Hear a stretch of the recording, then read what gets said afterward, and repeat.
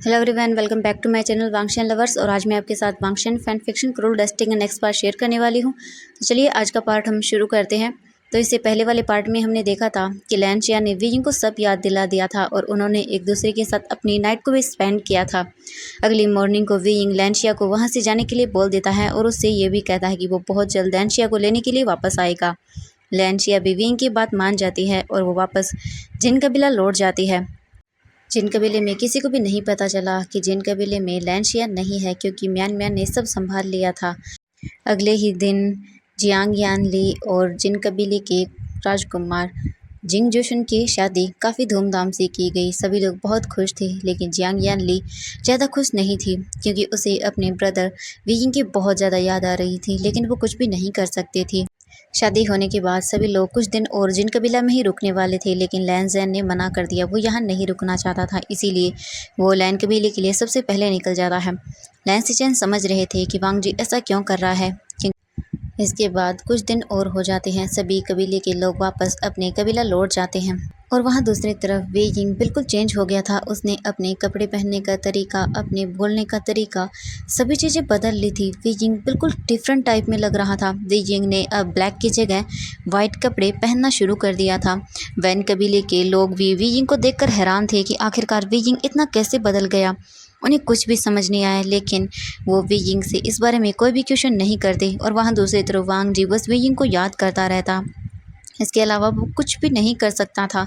धीरे धीरे वक्त बीतता गया और वी यिंग और लैंशिया एक दूसरे से बातें करते रहते थे लेटर्स के जरिए। और लैंशिया बहुत बार वी यिंग से मिलने भी जाती थी। वो लैंशिया जब भी वी यिंग से मिलने जाती तो वो अपने पावर्स का यूज़ करती और किसी को भी पता नहीं चलता कि कबीले में लैंशिया नहीं है। इसी तरह वक्त बीत गया और 1 साल हो गई वी यिंग और लैंशिया को इसी तरह से मिलते हुए। वांग जी अब किसी भी चीज़ में कोई इंटरेस्ट नहीं लेता था। वो अक्सर कबीले से बाहर ही रहता और लोगों की मदद करता रहता। लैन सिचेन वांग जी की इन हरकतों को देखकर बहुत ज़्यादा डरने लगे थे, क्योंकि वांग जी धीरे धीरे और भी ज़्यादा कोल्ड फेस और कोल्ड हार्ट बनता जा रहा था। वांग जी एक मोम की गुड़िया बन गया था, जिसे कोई भी एहसास, कोई भी फीलिंग उस पर असर ही न करती हो। लैन सिचेन बहुत ज़्यादा घबराने लगता है कि उसका ब्रदर इस तरह से क्यों बनता जा रहा है। लैन सिचेन चाहते थे कि वांग जी अपने आप को संभाले, अपने अंदर के इमोशंस को किसी से बोले, लेकिन वांग जी किसी से कुछ नहीं बोलता। यहाँ तक कि उसने अब लैन सिचेन से बातें करना भी बंद कर दिया था। लैन किरण ने बहुत बार वांग जी से कहा कि वो ये सब चीज़ें न करे, लेकिन वांग जी ने किसी की कोई बात नहीं मानी। वो फिर से कबीले से बाहर चला गया और काफ़ी दिन बाद फिर से वो कबीला लौटा। कुछ दिन कबीले में रहने के बाद वो फिर से चला गया, क्योंकि उसे नहीं पता कि उसे क्या करना चाहिए। उसके अंदर जो दर्द था वो किसी को भी नहीं बताना चाहता था। वो बताता भी तो किसे, वो क्या कर सकता था। उसके पास कोई रास्ता नहीं था। वो अपनी बहन को दुखी होते हुए नहीं देख सकता था। उसने अपनी इसी डेस्टिनी को अपना लिया। और वहाँ दूसरी तरफ वी यिंग और लैंशिया एक दूसरे के साथ बहुत खुश थे। वी यिंग शायद वांग जी को भूल भी चुका था, क्योंकि उसे अब अपनी पुरानी लाइफ बिल्कुल भी याद नहीं आने वाली थी। वो बहुत खुश था लैंशिया के साथ और लैंशिया भी। इसी तरह धीरे धीरे वक्त बीतता गया। वक्त के साथ उन्हें सभी चीज़ों की आदत हो गई। ऐसा लग रहा था मानो जैसे सभी लोग वीइंग को भूल चुके हैं कि इस दुनिया में वीइंग एग्जिस्ट भी करता है या नहीं। धीरे धीरे वीइंग को सब भूल गए, लेकिन एक पर्सन ऐसा भी था जो चाहकर भी वीइंग को नहीं भूल पा रहा था। वो वांग जी था। वो हर वक्त वीइंग को याद करते हुए आंसू बहाता। एक दिन सभी कबीले के कुल प्रमुखों को संदेश मिला जिन कबीले से कि राजकुमारी जियांग यानली माँ बनने वाली है। इसीलिए जिन कबीले में एक छोटे से उत्सव का आयोजन किया गया है। सभी राजकुमारों, कुल प्रमुखों को वहाँ पर बुलाया गया है। जियांग यानली चाहती थी कि इस उत्सव के अंदर वीइंग भी आए। जियांग यानली ने जिन जोशन से इस बारे में बात की। जिन जोशन इस चीज़ के लिए अग्री हो गया और अगले ही दिन वे यिंग को भी लेटर लिखा गया इस कबीले की इस उत्सव में शामिल होने के लिए। वे यिंग को जब ये लेटर मिला तो वे यिंग बहुत खुश हो गया। इतने टाइम बाद आखिरकार वे यिंग अपने शीजी से मिलेगा, अपने ब्रदर से मिलेगा। वे यिंग बहुत खुश था और वो वहाँ पर जाने के लिए अग्री कर जाता है। अगली मॉर्निंग को वे यिंग जिन कबीले के लिए चला जाता है। जिन कबीले के सभी लोग हॉल के अंदर बैठे हुए थे। सभी लोग एक दूसरे से बातें कर रहे थे। सभी लोग हैरान थे कि जिन कबीले ने आखिरकार वी यिंग को क्यों बुलाया है। सभी लोग धीरे धीरे वी यिंग को तो भूल भी चुके थे, लेकिन आज जब सभी ने ये सुना कि यहाँ पर वी वूशियान भी आने वाला है, वो भी येलिंग का कुल प्रमुख। सभी लोग हैरान थे। धीरे धीरे करके सभी कुल प्रमुख और राजकुमार सभा के अंदर आ चुके थे। सभी लोग जश्न में शामिल हो रहे थे। तभी एक सर्वेंट उन्हें आकर बताता है कि राजकुमार वी भूषण भी आ गया है। ये सुनने के बाद सभी लोग हैरान थे और सभी लोग क्यूरियोसिटी में सिर्फ गेट की ओर ही देखे जा रहे थे। सभी की नज़रें सिर्फ गेट पर थी। तभी सभी की नज़रें उस पर्सन पर पड़ती है जिसने वाइट कपड़े पहने हुए थे और वो दिखने में बिल्कुल एंजल लग रहा था। सभी को यकीन नहीं हुआ कि ये वी जिंग है। सभी की नज़रें बस वी जिंग पर ही रुक जाती है क्योंकि वी जिंग का ये रूप किसी ने देखने की उम्मीद नहीं की थी। सभी लोग बस क्यूरियोसिटी में वी जिंग को देखे जा रहे थे। वी जिंग सबके सामने आता है, सबको बो करता है और अपनी जगह जाकर बैठ जाता है। सभी लोगों का ध्यान बस वी जिंग पर था। कोई भी किसी भी काम को अच्छे से नहीं कर रहा था। तभी जिनजुशन वी जिंग के पास आता है और वो उन्हें बो करता है और उन्हें भी वाइन को सर्व करता है। वी जिंग सबके साथ वाइन पीने लगता है और सभी से बातें करने लगता है। वहाँ पर लैंशिया भी थी जो वीजिंग को देख रही थी और स्माइल कर रही थी। वीजिंग भी लैंशिया को देखकर स्माइल करता है। इसके बाद लैंशिया वहाँ से चली जाती है। वीजिंग ने देखा कि लैंशिया यहाँ से चली गई है। वीजिंग भी स्माइल करता है और वो भी वहाँ से चला जाता है। लैंशिया एक पेड़ के नीचे बैठी हुई थी। तभी वीजिंग भी उसके पास आता है। जैसे ही लैंशिया वीजिंग को देखती है वो बहुत खुश हो जाती है और वो जाकर जल्दी से वीजिंग को हग कर लेती है। इसके बाद वो दोनों वहीं पेड़ के नीचे बैठ जाते हैं और एक दूसरे से बातें करने लगते हैं। वीजिंग ने अपना फोरहेड लैंशिया के गोद में रखा हुआ था और लैंशिया वीजिंग के बालों को बहुत ही अच्छे से सहला रही थी। इसी तरह एक दूसरे से काफ़ी देर बातें करने के बाद लैंशिया अचानक से अपनी आईज़ को बंद कर लेती है। कुछ देर के बाद जब लैंशिया अपनी आंखों को खोलती है तब वो अपने असली रूप में थी। उसने ब्लू हन टूप पहना हुआ था और उसके बहुत ही ब्यूटीफुल और लॉन्ग हेयर थे। वो बिल्कुल एक फेरी की तरह लग रही थी। वीजिंग उसे देखकर स्माइल करता है और बोलता है, तुम इस रूप में सबसे ज़्यादा अच्छी लगती हो। इसी तरह वो दोनों एक दूसरे के साथ बातें करने लगते हैं। जिन कबीले के और भी जितने भी लोग थे वो सभी शिकार करना चाहते थे, इसीलिए वो जंगल में इधर से उधर घूम रहे थे। वांग जी भी अपने ब्रदर के साथ था लेकिन उसका कोई भी इंटरेस्ट नहीं था इन सब चीज़ों में, क्योंकि आज जब उसने वी यिंग को देखा तो वो हैरान हो गया। उसके पास शब्द नहीं थे वी यिंग से कुछ भी कहने के लिए। वांग जी ने चले जाना ही ज़रूरी समझा, इसीलिए वो वहाँ से चला गया। उसने वहाँ पर रुकना ज़रूरी बिल्कुल भी नहीं समझा क्योंकि अब उसे किसी भी इमोशन से फ़र्क ही नहीं पड़ता था, इसीलिए वो वहाँ से चला गया। लेकिन लैंस सीजन उसे अपने साथ ज़बरदस्ती शिकार के लिए ले आए। सभी लोग जंगल में इधर से उधर घूम रहे थे। तभी अचानक से वांग जी की नज़रें एक पेड़ पर जाती हैं। वांग जी बस वहीं पर चुपचाप खड़ा रहता है, काफ़ी देर तक वहीं पर देखता रहता है। जब लैंस सीजन ने देखा कि वांग जी क्या कर रहा है, वो एक ही तरफ क्यों देख रहा है, लैंस सीजन वांग जी के पास आए और बोले, वांग जी क्या हुआ। लेकिन लैंस सीजन ने देखा कि वांग जी कुछ भी नहीं बोल रहा है। तब उसने उस ओर देखा जहाँ पर वांग जी देख रहा था। जैसे ही लैंस सीजन ने अपने सामने वो सब चीज़ें देखी उसे यकीन नहीं हुआ। लैंस सीजन धीरे धीरे उस ओर जाने लगा और उसने वांग जी का हाथ पकड़ा। वांग जी को पता भी नहीं चला कि कब लैंस सीजन वांग जी को लेकर उस पेड़ के पास आ गई और वहाँ पर धीरे धीरे सभी आ गए। सब लोगों ने जो अपने सामने देखा उन्हें यकीन नहीं हुआ। वी यिंग को जब कुछ आवाज़ें सुनाई देती हैं, वी यिंग अचानक से वहाँ से खड़ा हो जाता है और लैंशिया वी यिंग एक दूसरे के साथ में खड़े हुए थे और वो उन सभी लोगों को देखते हैं। वी यिंग उन सभी को बो करता है और फिर वो लैंशिया की ओर देखता है। लैंशिया वी यिंग की ओर देखती है और स्माइल करती है, लेकिन किसी को भी नहीं पता कि ये लड़की कौन है। बस वी यिंग को वो देखे जा रही थी। तभी जियांग चेंग को याद आता है कि ये वही लड़की है जो उस दिन वी यिंग के रूम में थी। जियांग चेंग इससे पहले कि कुछ बोल पाता वो लड़की वहाँ से चली जाती है। सब लोग देख रहे थे कि ये लड़की जैसे जैसे चलती जा रही थी इसके पैरों के नीचे फ्लावर्स खिलते जा रहे थे। सभी लोग हैरान थे कि आखिरकार हो क्या रहा है, ये क्या चीज़ है, किसी को भी नहीं समझ आया। इसके बाद वी यिंग उन्हें सभी को भोग करता है और वो वहाँ से चला जाता है। वी यिंग वापस अपनी कबीला लौट जाता है और सभी कबीले के लोग भी वापस अपनी कबीला लौट जाते हैं। अब हमें लैन कबीले को दिखाया जाता है।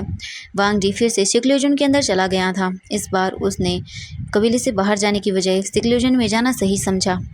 लैन ग्रैन भी वांग जी को नहीं रोक पाया। अब लैन कबीले के अंदर लैन शिया की शादी की बातें चलने लगी थी। लैन किरण चाहता था कि लैन शिया की अब शादी कर दी जाए, क्योंकि लैन सिरन को अब डर था कि कहीं एक एक करके उसके तीनों बच्चे बदल ना जाएं, जैसे वांगजी बदल रहा है। इसे उसे बहुत ही ज़्यादा डर लगने लगा था। फिलहाल वो लैन सिचेन और लैन शिया की शादी करवाना चाहते थे, इसीलिए उसने सभी कबीलों में न्योता भेज दिया कि सभी कबीले के राजकुमार लैन कबीला आ सकते हैं लैन शिया की शादी के लिए। लेकिन लैन शिया को जब ये पता चला तो उसने शादी से साफ साफ मना कर दिया। लेकिन लैन किरण ने लैन शिया से बोल दिया कि उसकी शादी तो होगी, मतलब होगी।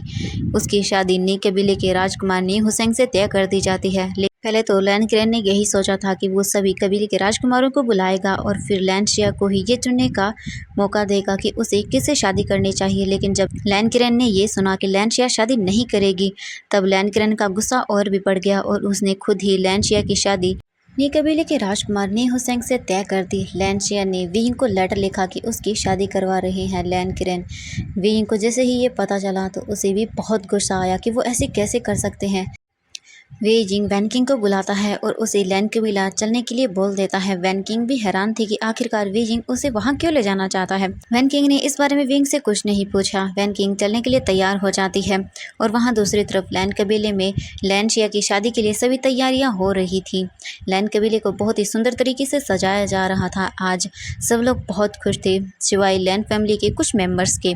लैन शिया बहुत गुस्से में अपने रूम के अंदर बैठी हुई थी, तभी उसके रूम का डोर नॉक होता है। लैन शिया जब डोर को ओपन करती है तब वो अपने सामने वांग जी और लैन सिचेन को देखती है। तब वो उन्हें हग कर लेती है और बोलती है कि वो ये शादी नहीं करना चाहती है, क्योंकि वो किसी और से प्यार करती है। लैन सिचेन जानते थे कि वो इंसान कौन है, लेकिन लैन सिचेन इसमें कुछ भी नहीं कर सकता था। अपने अंकल के गुस्से के आगे वो जानता था कि वो नहीं टिक सकता, इसीलिए लैन सिचेन ने कहा कि सॉरी, लेकिन वो कुछ नहीं कर सकते हैं। यही सही होगा कि लैन शिया शादी के लिए मान जाए और वो नी हुसैन से शादी कर ले। लेकिन लैन शिया बोलती है कि वो शादी नहीं कर सकती है। लैन सिचेन लैन शिया को बोल देता है कि वो कुछ नहीं कर सकता। वांगजी ने लैन शिया से कुछ नहीं कहा, वो बस चुपचाप लैन सिचेन और लैन शिया की बातों को सुन रहा था।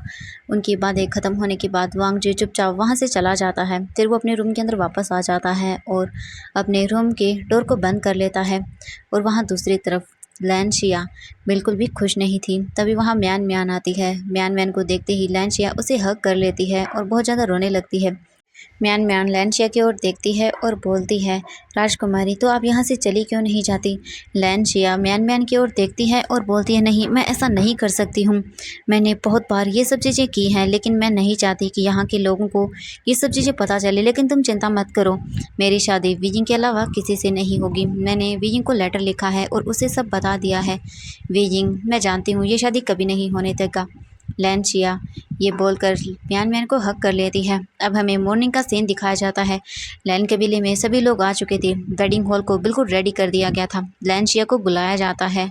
नी हुसैन लैन शिया के पास में ही खड़ा हुआ था और उनकी वेडिंग सेरेमनी को शुरू कर दिया था। इससे पहले कि उनकी वेडिंग सेरेमनी शुरू हो पाती, वहाँ पर सभी को एक आवाज़ सुनाई देती है। इस आवाज़ को सुनने के बाद सभी लोग हैरान हो गए थे और वो गेट की ओर ही देखे जा रहे थे।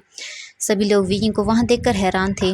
वीजिंग सभी की ओर देखता है, उन्हें बो करता है और बोलता है कि ये वेडिंग नहीं हो सकती। जब वीजिंग ये बोलता है तो वहाँ पर किसी को भी कुछ समझ नहीं आता कि आखिरकार वीजिंग ऐसा क्यों बोल रहा है। लैन किरण को ये देखकर बहुत गुस्सा आता है कि आखिरकार वीजिंग ये सब क्यों कर रहा है। उसकी हिम्मत कैसे हुई इस तरह यहाँ आने की और इस शादी को रोकने की। लैन किरण गुस्से में आकर वीजिंग पर वार करता है, लेकिन वीजिंग अपने आप को बचा लेता है। जब सब लोग ये देखते हैं कि लैन किरण ने वीजिंग पर वार किया है तो सभी लोग भी वीजिंग पर वार करने लगते हैं, क्योंकि वीजिंग को कोई भी शायद उनमें से पसंद नहीं करता था सिवाय वीजिंग की फैमिली को लेकर। सभी लोग वीजिंग पर वार करने लगते हैं, जिस वजह से वीजिंग काफ़ी घायल भी हो जाता है। जब लैन शिया ये देखती है कि वीजिंग को काफ़ी ज़्यादा चोटें लगी हैं, लैन शिया जल्दी से अपने फेस पर लगी हुई वेल को हटा देती है और वो वीजिंग को जाकर हग कर लेती है। जैसे ही लैन शिया ने वीजिंग को हक किया, सभी लोग हैरान हो जाते हैं। सभी लोगों की आंखें बड़ी बड़ी हो जाती हैं। लैन शिया गुस्से में सबकी ओर देखती है और वो अपने असली रूप में आ जाती है। ये देखकर सभी लोगों के होश उड़ जाते हैं। लैन शिया गुस्से में उनकी ओर देखती है और बोलती है, आपकी हिम्मत कैसी हुई वीजिंग को हर्ट करने की। आप लोग शायद जानते नहीं हैं कि ये कौन है और ना ही ये जानते हैं कि मैं कौन हूँ। लैन शिया को इस तरह देख कर लैन चिरन को बहुत गुस्सा आता है। लैन चिरन लैन चिरन गुस्से में बोलता है, ये तुम क्या कर रही हो? तुमने सुना नहीं? मैंने कहा विंग को छोड़ो और चुपचाप यहाँ आओ। लैन चिया बिल्कुल भी किसी की कोई बात नहीं मानती। वो गुस्से में सभी की ओर देखने लगती है और उसने अपनी पावर्स का यूज़ किया, जिस वजह से सभी को चोट लग जाती है और सभी लोग हर्ट हो जाते हैं। वांग जी जो ये सब देख रहा था, बस वो चुपचाप खड़ा हुआ था। बस उसकी आंखों से आंसू गिर रहे थे। उसे बहुत दर्द हो रहा था। ये सब चीज़ें देखकर उसकी बहन ऐसा कैसे कर सकती है? उसके अंकल को हर्ट लैन चिरन बहुत ही ज़्यादा जख्मी हो जाता है और वो नीचे गिर जाता है। लैन सिचन जब ये देखता है तो वो भागकर अपने अंकल के पास जाता है और बोलता है, अंकल अंकल आप ठीक तो है ना? लैन चिरन के माउथ से ब्लड निकल रहा था। उनकी हालत बहुत बुरी हो गई थी। लैन सिजन जब अपने अंकल की ये हालत देखता है तो उसे बहुत गुस्सा आता है लैन चिया पर। और वहीं दूसरी तरफ वांग जी भी बहुत बुरी तरह से रो रहा था। वो नीचे गिर गया था। उसकी आंखों से लगातार आंसू गिर रहे थे। लैन सिजन ये सब चीज़ें देखकर लैन चिया पर बहुत गुस्सा करता है और अपनी लाइफ में शायद उसने पहली बार इतने गुस्से में लैन चिया की ओर देखा और वो बोला कि लैन चिया, आज से तुम्हारा लैन कबीले से कोई लेना देना नहीं है। तुम यहाँ से गई तो कभी लौट कर वापस लैन कबीला मत आना। हम सब तुम्हारे लिए मर चुके हैं। हम सब तुम्हारे लिए कोई नहीं है। लैन चिया जब ये सुनती है तब वो थोड़ी शांत होती है, लेकिन लैन सिचन को इतना गुस्से में देखकर वो भी चुप हो जाती है और कुछ नहीं बोल पाती। जब उसने ये देखा कि लैन चिरन की क्या हालत हो गई है, उसने अपने गुस्से में उन्हें कितना हर्ट कर दिया है, वो उनके पास जाती है। लेकिन लैन सिचन ने गुस्से में लैन चिया की ओर देखा और वो बोलते हैं, लैन चिया तुम्हें वी जिंग या फिर हम में से किसी एक को चुनना होगा। लैन चिया जब ये देखती है तब वो चुपचाप विंग का हाथ पकड़ लेती है। इसके बाद लैन सिचन अपनी आंखों को बंद करते हैं और लैन चिया की ओर देखते हैं और बोलते हैं, यहाँ से चले जाओ। लैन चिया चुपचाप विंग की ओर देखती है। विंग अपनी आइज़ को क्लोज करता है और वो दोनों वहाँ से गायब हो जाते हैं। लैन सिचन ये सब देखकर बहुत हर्टिंग फील करते हैं। तो आज के लिए बस इतना ही। नेक्स्ट पार्ट के लिए वेट कीजिएगा। Thank you so much friends मेरी वीडियो देखने के लिए। आई नो ये स्टोरी काफ़ी डिफरेंट है, कई बार हमें कुछ अलग चीज़ें भी ट्राई करनी चाहिए, है ना? तो चलिए आज के लिए बाय बाय एवरीवन। बहुत जल्द मैं इस फैन फिक्शन को एंड करने वाली हूँ। आई थिंक कल मैं इसके और 3 पार्ट्स को अपलोड कर दूँगी, फिर ये फैन फिक्शन बिल्कुल कंप्लीट हो जाएगा। उसके बाद मैं माई हॉट प्रोफेसर और वाइट ओमेगा फॉक्स को डेली अपलोड किया करूँगी। Bye bye everyone.